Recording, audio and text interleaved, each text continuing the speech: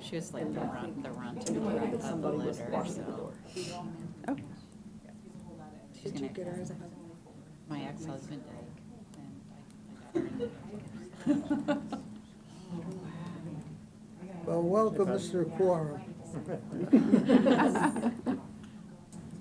Well, welcome to the August 28th, 2025 session of the Allen County Public Library Board of Library Trustees. Let the record show that Jim Williams is present, Pat Pastrick is present among the trustees, Marty Seifert. I am present, and that makes a quorum. And the first item on our agenda will be a public hearing on the 2026 library budget. Is there anyone from the public that would like to come up and comment? Do we know if there's anybody online?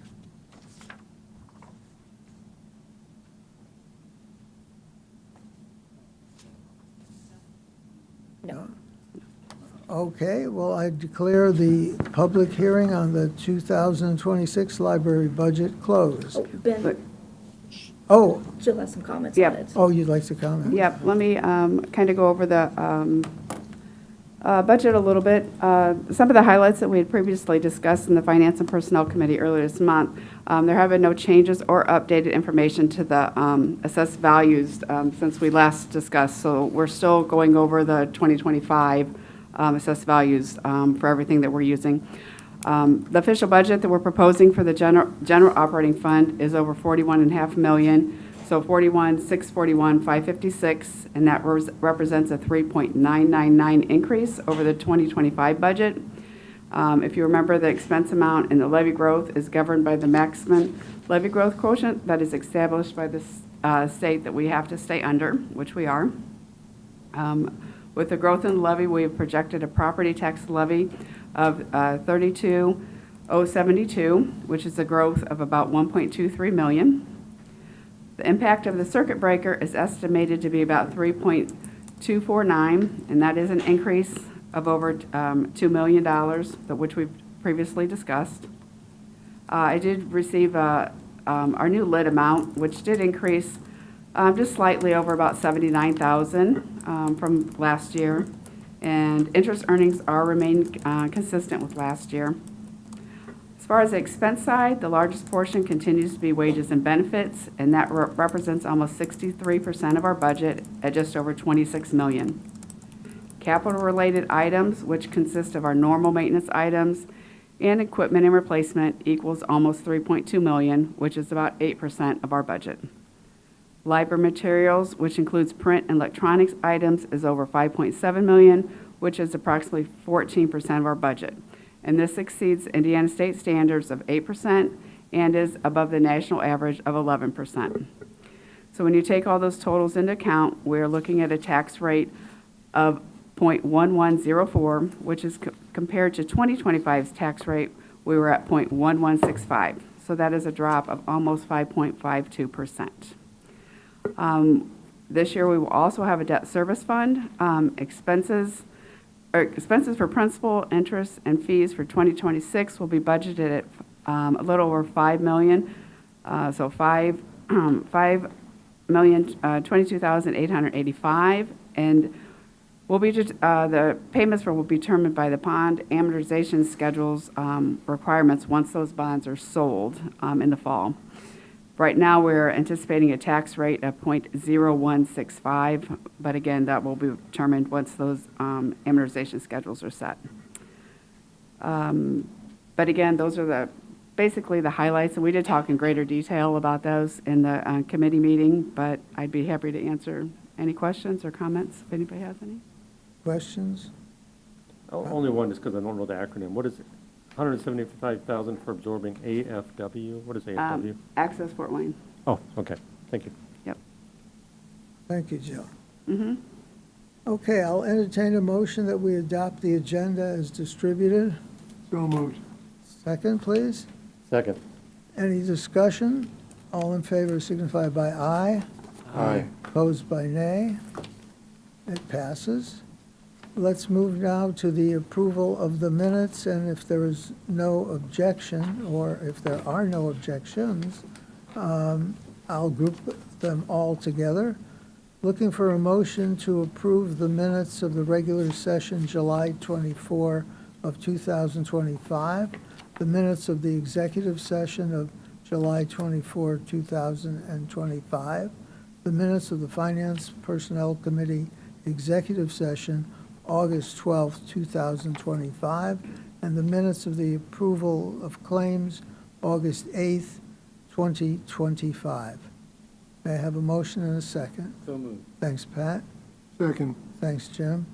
Any discussion? If not, all those in favor signify by aye, Aye. and opposed by nay, and that passes. The financial report. Okay. All the lines are spending within our normal spending pattern, other than legal services are ahead of schedule. Most of those are due to the costs related to the FMP and bond-related. Legal services are a little ahead of that. The other lines were previously noted in our other reports. Computer equipment, I noted in April report. Training, and then the landscaping and snow removal were noted in the February report, so those are still ahead of schedule. News and notes, really a lot of it has been related to what we just talked about with the public hearing. Finance and Personnel Committee, we did meet on August 12th to go over greater detail of what I just summarized. And then Susan and I met with our Department of Local Finance on July 29th. And then again on August 7th, he reviewed our budget proposal and forms, and we were given the okay to move forward with loading everything into Gateway. I actually just emailed right before I left for the meeting Kathleen over at the city to let her know everything is good. She wanted everything in there by tomorrow so they could review and have everything before I lose all rights by Tuesday, September 2nd. So everything is good with that.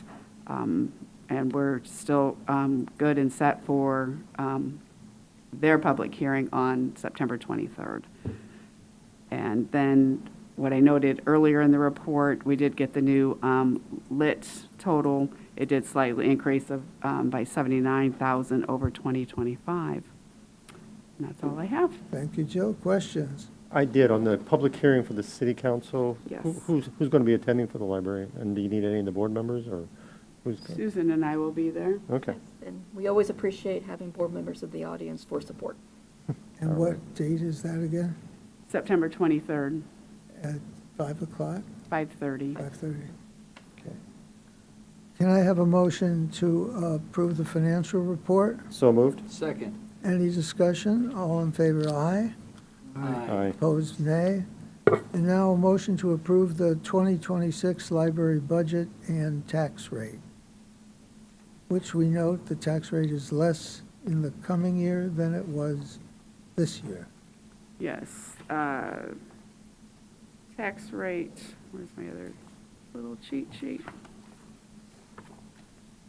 Our current rate right now is 0.1165, and we are projected at 0.1104, so that is a decrease of about 5.5%. Okay. Can I have a motion to approve? So- moved. And Second. a second. Any further discussion? Just a comment. Yes, sir. Well done, Jill. Thank you. All those in favor, please signify by aye. Aye. Opposed by nay, and the budget passes. And now we have the approval of the claims. Jill, Today, this is your show. I guess so. Today claims are just a little over $627,000. High dollar amounts are running system-wide electrical, a little over $89,000. And we had some quarterly installments for insurance at a little over $74,000. And self-insurance premiums at about $62,000. Any questions? Motion to approve the claims. So moved. And a second. Second. Further discussion. All in favor? Aye. Aye. Opposed by nay? Okay. Let's move now to Marty and the capital projects report. All right, everyone, for the Capital Projects Committee, really the report now is we are moving forward as with our phase one of our project. The architects were in town this week regarding the various projects that are in the phase for meetings and discussions with staff and with some board members. And we're going to continue to have those discussions and move forward with the project. Any questions? Thank you for a good and succinct committee report. It was succinct. Now we get to the resolution for the Indiana State Library Consortium for Public Library Internet Access. This, would you like to explain? It's the same as last year. It's the same as the last year and the the year last before that year, and the year last before year. that. Yes, we come to you every year for a commitment to join the Indiana State Library Consortium for Public Library Internet Access for funding year July 1st, 26 through June 30th, 27. This is an annual commitment to join this consortium to make us available for E-rate telecommunication discounts on internet services and related equipment related to connectivity. And we need a commitment from you to join this consortium, please. And yes, it is an annual commitment that we have to come to. I know Marty always asks, can't we just do this on like a 10-year basis? I wish we could. It would be a lot more efficient, but we have to come each year. I move we adopt the resolution. Second. Thank you, Pat. Any further discussion? Or any discussion? All those in favor signify by aye. Aye. Opposed by nay, it passes. The main library parking system update. Thank you so much. And Elena will be around to get your signatures on the resolution. Yes, I wanted to give an update on the implementation of the parking system at the main library. As you know, we had our representatives from our selected provider, ABM, in a few months ago to talk about what the gateless system would look like upon implementation. We are still working with the corporate office at ABM to finalize details of the contract. We've hit some delays, mainly due to the availability of some of the key people at their corporate offices and being able to get some of the final details ironed out. We aren't able to implement the new system until some of these details are finalized, so we are recommending that we delay the launch of the system until we can get that worked out. We are confident that we will be able to get these worked out, and we will be notifying this board and the public when that new implementation date is. And I'd be happy to answer any questions. I know Ted has been working with the corporate office and their lawyers, if he has anything else to add to that. No, very, very good. We've reached out again and had hoped to have something, but we don't have anything new today. Any questions? My only question, there's nothing further for us to do, right? You're No, authorized to move just forward and wait. get it done, and, okay. And I also assume it's just business as usual. We'll continue what we've been doing until we get it resolved. Correct. Unless you want to try to fix the gates, Pat. No, thank you. Okay, well, now the executive director's report. Thank you, Ben, and I want to turn it over to our host for today, Amanda Vance. She is the manager here at the Waynedale branch, and we want to thank her for hosting us today, and I've asked her to speak for a few moments about life at the Waynedale branch and what they have going on right now. Thank you guys for coming today. We're very happy to have you. We're always happy to have you in our buildings, and you should definitely take a look around if you haven't been here for a while, or if you've never been here.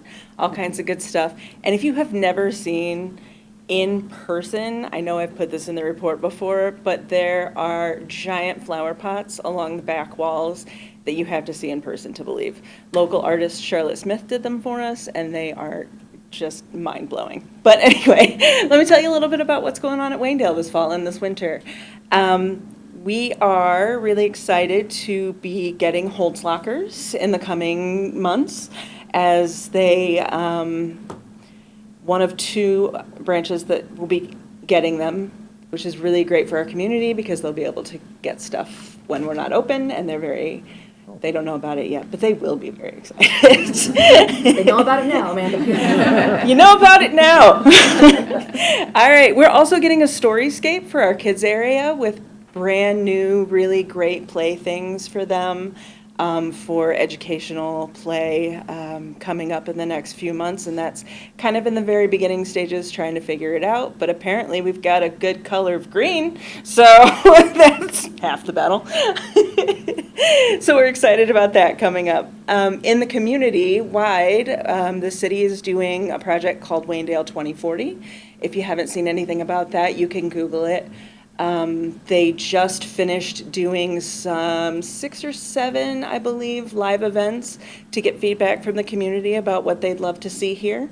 And there is a survey still online on the website where our patrons and our community can go in and tell them what they would like to see coming up. And then we'll start to formulate a plan.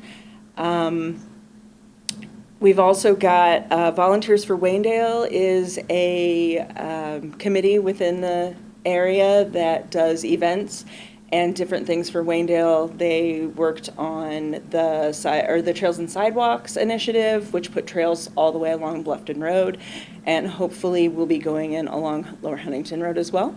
We also do events for the community that are just fun things that'll bring the community together and get some business involvement throughout the year. So we usually we did a Shamrock Search in March.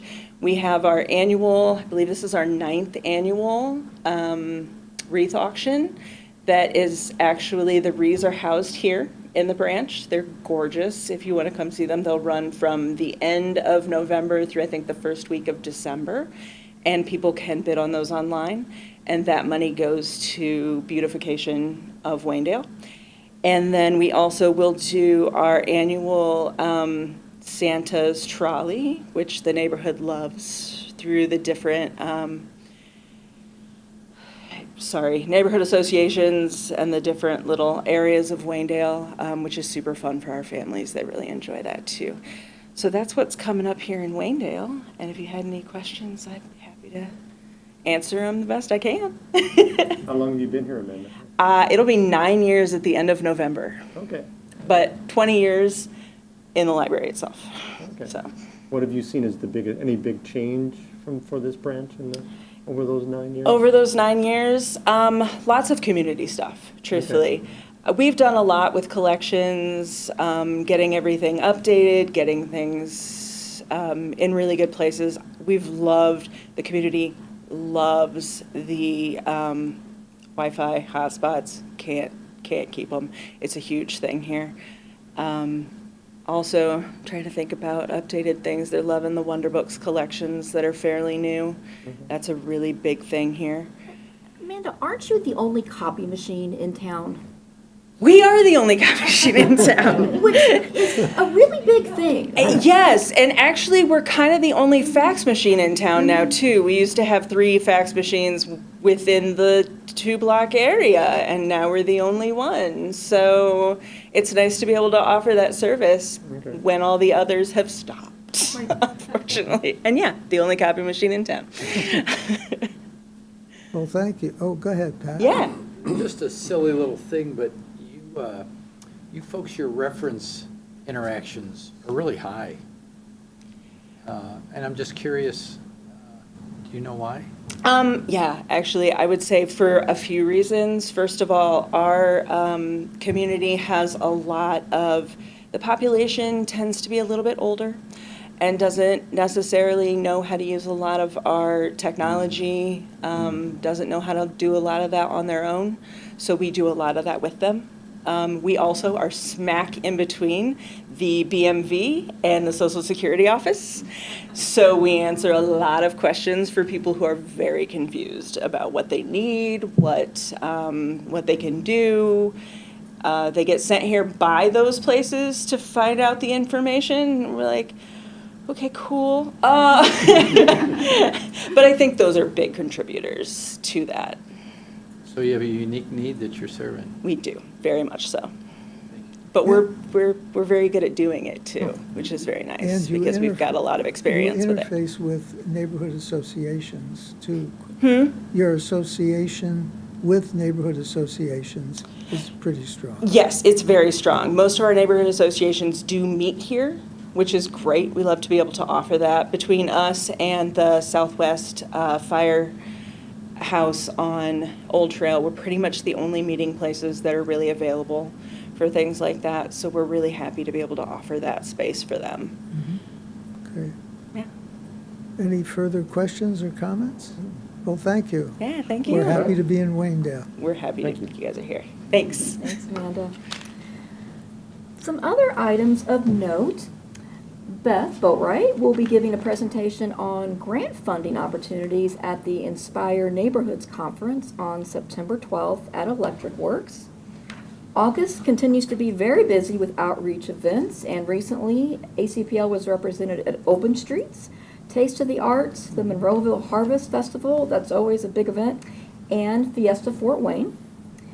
We had this week a ceremony to celebrate the opening of our 6th Storyscape in Monroeville, and thank you, Mr. Williams, for attending that. All of our Storyscape openings are special in their own way, but Monroeville was particularly special for a variety of reasons.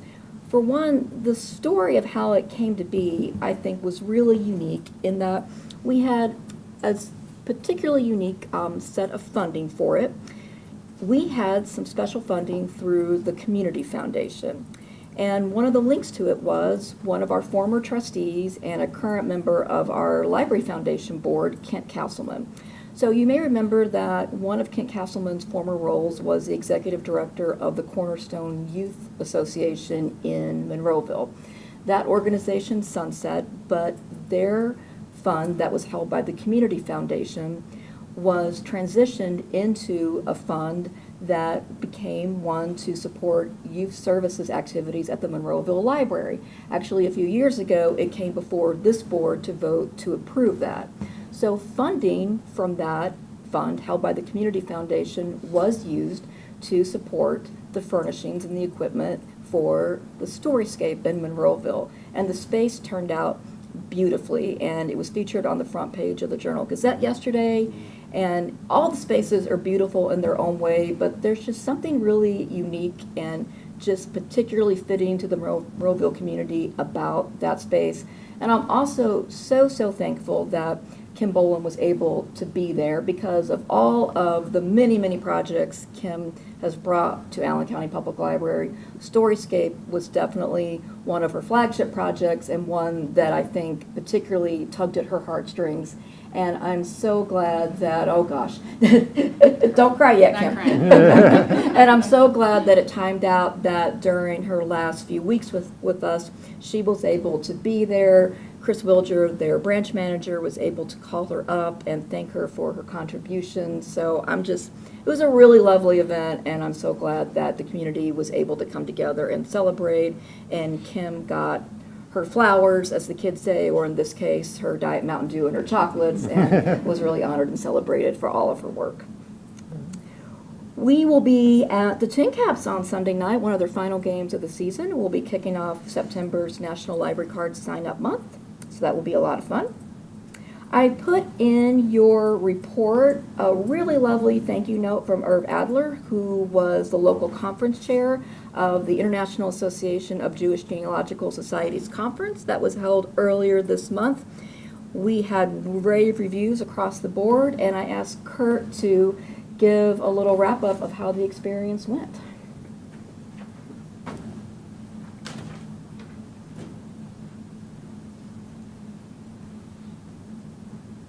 Thank you, Susan, and I know many of you have heard parts of this story before it actually happens, so I'll be very brief. But that was a really great letter that the president of our local Northeast Indiana Jewish Genealogical Society wrote. We never had so much fun working so hard. It was what I call the perfect duck experience. You see on a quiet silver lake at the dusk, the water is just perfectly glass smooth, and the duck is just going across the water almost like it's magic. But yet, we know that underneath the water, that duck is paddling like crazy. It was a great experience. We came close to our target of 600 people. We had 564 people spend 5.5 days in Fort Wayne attending pieces of this conference. Grateful to you, Susan, for sharing that letter. That came in, about a week to 10 days ago? Just this morning.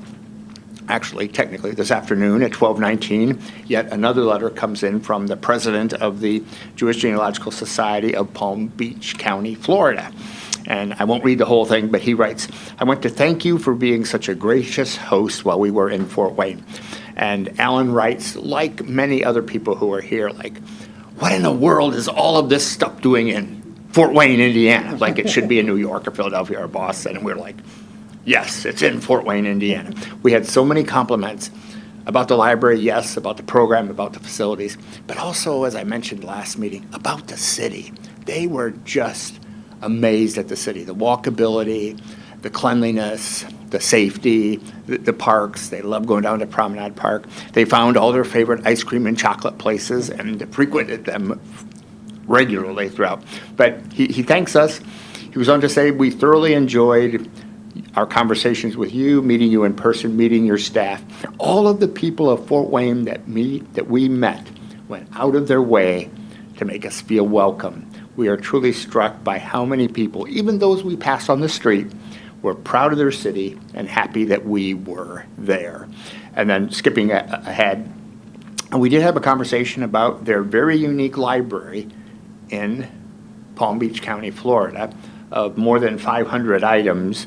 And he said, I want to update you about transferring the books in our library to ACPL.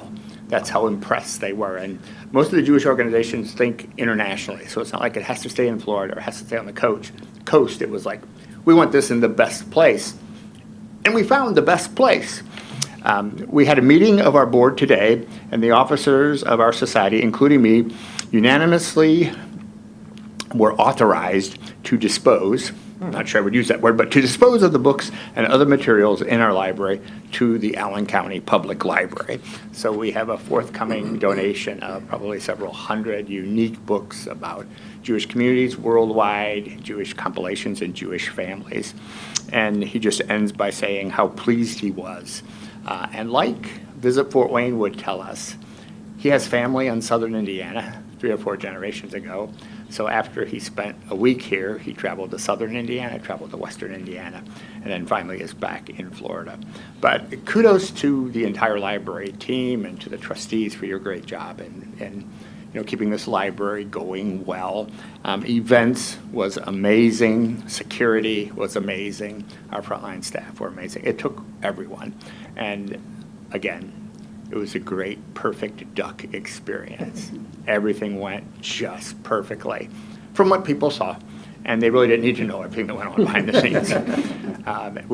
We never had so much fun working so hard. I'd be happy to answer any questions. So first, I just want to make a comment. Appreciate you and your team's efforts, not only to host this and do it well, but to get it on the radar to even be considered to begin with. That's a huge thing. And secondly, just what a great ambassador you make for the city, for all these visitors coming in. Terrific. I'm curious, Kurt, typically they go to tier 1 cities and we're tier 3, is that right? Right. And we drew 564 people. How many people attend when it's in the larger cities? Great question, and it's really very variable since COVID. They claimed outside to have 1,000 people in Philadelphia last year. Inside, I know they had 760-ish, 63 or 67, depending upon whose numbers you look at. So that's tier 1, million-plus city. Yeah. Here in Fort Wayne, we had almost 600. We had a couple things that they didn't have in Philadelphia. There is, we'll just call it uncertainty about traveling to the United States from foreign countries.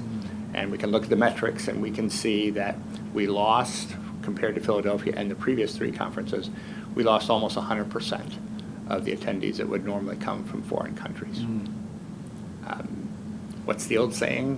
When life gives you lemons, you make the best lemonade you can. And that's what we did. We had no control over people's hesitancy about traveling here. But yeah, they average around 900 to 1,000 people. And we knew with those factors, we were pushing for 600. So Great job, thank you. Well, thank you. I appreciate that. I just had the comment, the place was packed, the library was packed, the main library, when I was in there, and all the rooms were packed, you could tell it was full, which was great to see, so I appreciate it. It looked great. Thank you. Thank you. Thank you, Kurt. I had a few more items. Sure. I had the great honor a few weeks ago to meet our First Lady, Maureen Braun. I was invited to an event at the Indiana State Library in Indianapolis for the Imagination Library, where Mrs. Braun had a story time, and she also accepted a gift of $500,000 to support the statewide funding efforts for the Imagination Library. I was able to have a brief conversation with her. She is very passionate about the Imagination Library. She has made this her flagship philanthropic effort of her first ladyship. She was very warm and effusive and is also doing tours of libraries across the state. I invited her to come to Fort Wayne, and she seemed very interested in doing so, so I hope we can make that happen. So I'm really glad I had the opportunity to talk to her about our library, our program here in Allen County. I talked to her about the Genealogy Center. She's a genealogist herself, so I was really, really glad that we were able to make that connection. And finally, as we alluded to a few moments ago, this is Kim's last board meeting with us. She will be going back to her home state of New York to take an executive director position there. Kim has been with us as an employee for almost 6 years, but she's been part of the ACPL family longer than that because, as many of you know, she worked with us as a consultant for many years. Her expertise and her vision, and I've told her this many times, they have saved us as a staff a lot of time over the years to have that level of knowledge in-house. And they have saved the taxpayers of Allen County, quite honestly, a lot of money. And what she has brought to the organization has tangibly improved library services throughout Allen County, and it has strengthened us as an organization. And I think, in my opinion, the testament to the kind of work you do, in whatever field you are, is the legs that it has. You do good work while you're here, but what's the legacy you're leaving behind? And with Kim, although it's hard to think of doing these facility projects without her, she has left us in such a great position to move forward. She has positioned us for such success.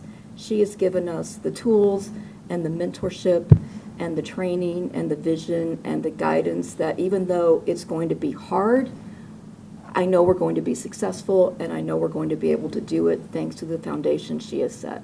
So I am eternally grateful for that. The community should be grateful for that. I know our staff is grateful for that. I know this board is. And I just want to thank you for all that you have done for this community and this library, and we are going to miss you so much. Thank you.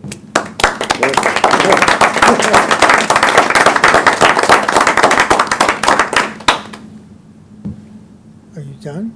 I am done. Kim, you're going to leave a forwarding address and a phone number. Are there any items of new business that should come before the body? How about some old business? We've wrapped that up? Okay. Ben, I'm I just have sorry. a quick comment. On your report, I just wanted you to know, I really love the fact that we're teaming up with the Comets for the special library card. We are. Can we talk about that, Aja? Okay.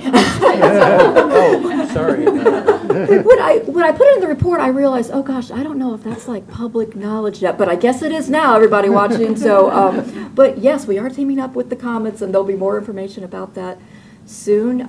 I've seen a prototype of the card. It's pretty cute. And have we done this with any of the other local sports? Tin Caps, yes, we did that Good. last year. Good. There is a Johnny Tin Caps card. And this is in celebration of National Library Card Sign-Up Month, which is the month of September, so.